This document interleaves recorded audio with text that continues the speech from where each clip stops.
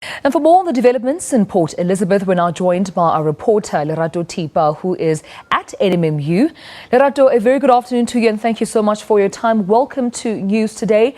Now, what is the situation like at the university at this moment? At the moment, the SASCO party, which is an organization at the campus, handed over a memorandum of grievances to management. And top of the list on those grievances is the issue of a lack of on-campus accommodation. You understand that many of the students who are at the university come from different provinces and different backgrounds as well. So they cannot afford the high fees that landlords charge outside of campus. So the issue now is on campus accommodation, how the university can try and accommodate the high numbers of kids who want to be accommodated on campus. So they've just handed over a memorandum that management has received, has accepted, and they will sit down now and try and address these issues. Now, Razi, we also understand that the SRC says that, a lack of space is due to maladministration within the university in certain sections. Now, which sections are the SRC accusing of maladministration, and has there been a word from the university regarding this? Yes, the one thing about the Nelson Mandela Metropolitan University is that they've been proactive since fees must fall last year. They've tried to find strategy to try and rectify the issues within the campus.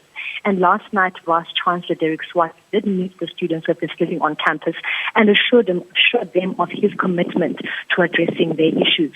And the issue of maladministration, which was alleged by the students, an independent launch investigation is being done now by the university around these allegations. So the Vice Chancellor is aware of it, and he's going to do an independent investigation on whether these truths are valid or not.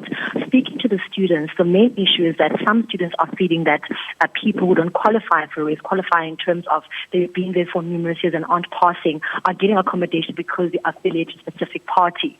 And because you belong to a certain party, you get accommodation. But those who are coming from outside who need accommodation don't get it because they don't belong to a specific party.